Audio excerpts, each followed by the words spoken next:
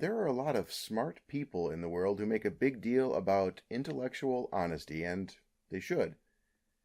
Intellectual honesty is essential to the pursuit of truth. Without it, everything runs off course.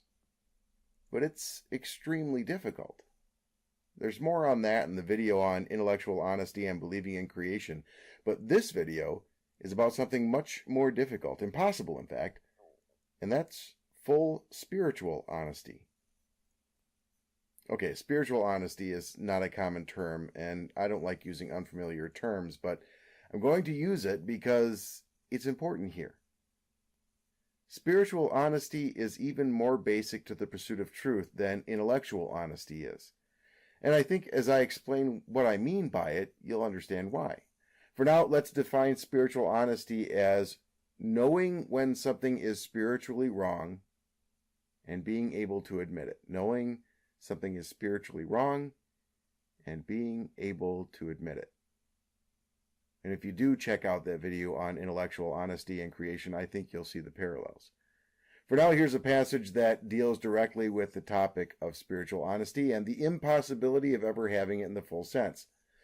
The heart is deceitful above all things and beyond cure. Who can understand it? Heart is the word here that relates directly to spiritual honesty. In biblical Hebrew, the term heart refers to a person's spirit, not the literal organ inside their chest or the metaphorical seat of emotions, but mankind's spiritual component. So call it heart, spirit, mind, soul, whatever. That's what this passage is about. And it's saying that full spiritual honesty is not possible for us. Truthfully, you don't even need the Bible to tell you this. Assuming you even believe that human beings have an immaterial component, and assuming you can tell that there is something off about it, what this passage says only makes sense. Why? Well, you can't be objective about yourself, can you? Lawyers shouldn't represent themselves in court. Physicians make the worst patients. They're too close to the situation, and it leads them to bad decisions they wouldn't make with other people. For that reason, you can't expect your mind to properly assess its own mindfulness, your spirit, to fully manage its own spirituality.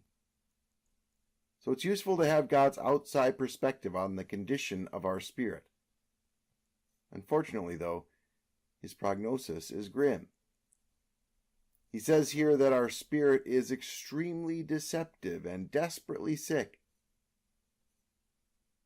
Please bear in mind that this isn't saying that you are not or cannot be spiritual. You are spiritual. You're just not functioning properly in that arena. You might say you're an instrument that never quite functions as intended. And an instrument in need of calibration can't be set right again without an accurate and objective measure. That actually is the main reason why it's important to understand that truths revealed in the Bible are from God and not from a religion made up by human beings. Revelation and religion are often conflated, but there's a key distinction. Human religion is always a little off. The purpose of revelation from God is to provide an outside objective measure, to provide a spirituality from him that is always on.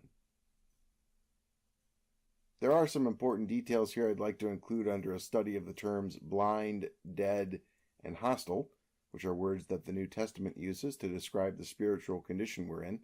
For now, though, just know that the God of Scripture understands our condition and also how to deal with it. He can and will help with this issue simply because that's his nature. So keep on digging. Well, that's what I've got so far on the natural impossibility of spiritual honesty. All the other related questions and topics are linked in the description down below, and I encourage you to click around. Also, if you are interested in encouraging the production of more videos like these, like this video, subscribe to the channel, and try following the link to my Patreon page as well. Happy investigating, and richest blessings to you all.